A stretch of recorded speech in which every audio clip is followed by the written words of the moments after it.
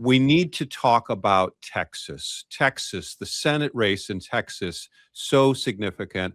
And let's zoom out for a minute. The reason we are paying so much attention to the Senate race in Texas, which had a primary this week, was because Democrats looked at Texas longingly as maybe this is a place where we can pick up a Senate seat because maybe we can take control of the Senate in November. All we got to do is net 4 seats. That's a tall order, but if we are going to do it, we'd have to do it in places like Texas. So we go into this primary. You got 2 Republicans, 2 main Republicans and 2 main Democrats. They're each trying to get advance to become the nominees of their respective parties. And of those 4 people, you have 4 possible matchups, 3 of which look like they would be fine for Republicans to win in November. One of which maybe is a question mark. And that one matchup was to have James Talarico, the Democrat, face off against, is it Greg Paxton? Or what's his first name? Ken Paxton, who is the Attorney General of Texas. And the reason Democrats wanted that matchup was because Talarico seemed less radioactive than his Democratic rival, Jasmine Crockett, whereas Paxton seemed more radioactive than his Republican rival, John Cornyn, the incumbent senator. So that's the matchup that the Democrats hoped for. Now, coming out of Tuesday, a couple things are now in play that I don't think are great for Democrats.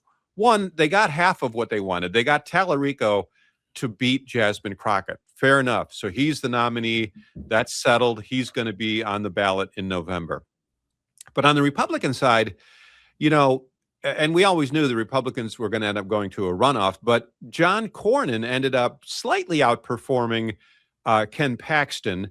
And as a result of that, Donald Trump is now saying, and very strongly hinting, I should say, that he would like to endorse Cornyn and ask Paxton to kindly step aside so that we can win this election and not get into a bloody, how kindly, $100 million ugly, runoff fight that's going to damage whoever emerges, in the general election and make them more vulnerable to the Democrats. So I guess my question is, do you agree that the Democrats now, their prospects for a pickup in Texas, given these 2 developments, I should say, and let me just say one other thing. I'm sorry to go on so long about this. The other development, in addition to this idea that, Trump may be able to get Cornyn the nominate or Cornyn, the nod, is that we're now starting to learn more about James Talarico. Like the Oppo research is now coming out of the woodwork on the guy. And I think during his when he was fighting with Jasmine Crockett, a lot of the attention was on all the wild things that Jasmine Crockett said. And by comparison, Talarico looked like a normie. But now that she's out of the way, a lot of the Republicans are going into the Oppo files on him. I think I have a clip of some of the stuff the Republicans are putting out on him. Can we play that clip? Southern border should be like our front porch. There should be a giant welcome mat out front and a lock on the door.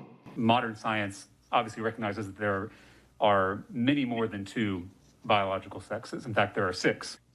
God is both masculine and feminine and everything in between. God is non-binary. So I think you're going to see a lot of those things come out. And so my question is, those 2 developments. One, you're going to now see Talarico portrayed as a real hard lefty, talking about 6 biological genders, God is non-binary, et cetera, et cetera. And then 2, you may see Cornyn get the nomination without too much scar tissue. What say you? Well, I think the question about Talarico is he is a sort of John Ossofian figure from Georgia. Yeah. And so is he? Texas is more Republican than Georgia. Not a lot more Republican, but Texas is a very politically inelastic state we're seeing a lot of swing among Hispanic voters in Texas. Republicans believe that it's permanent swing in their direction. We saw some results in the Hispanic majority counties in South Texas that suggest maybe not. But there is a lot of fluidity, at least in the Hispanic vote in Texas. The idea of him being able to win, of Talarico being able to win, is dependent, I would say, it is 98% dependent on Ken Paxton getting through.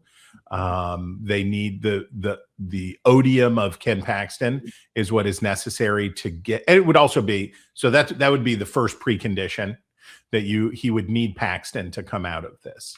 And then the next precondition is that he gets better and stops. Like, yes, Republicans will go through all the old sermons and all the clips and everything where he is having big pajama energy and is whatever.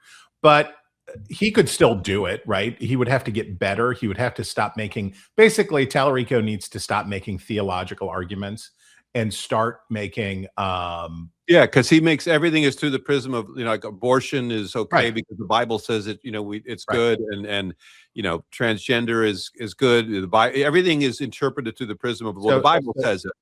So he has to move on to be not. So he would have to find a way to moderate. He has a moderate sound. His affect is moderate, But a his liberal policies- record. But his policies are progressive. Yeah. Beyond liberal. And Yeah, you're right. there wasn't a bunch of difference between Jasmine Crockett and James Yeah. Talarico ideologically. So he would first need Ken Paxton, and then second, he would have to find a way to moderate enough to get enough of those suburban swing voters to come his direction.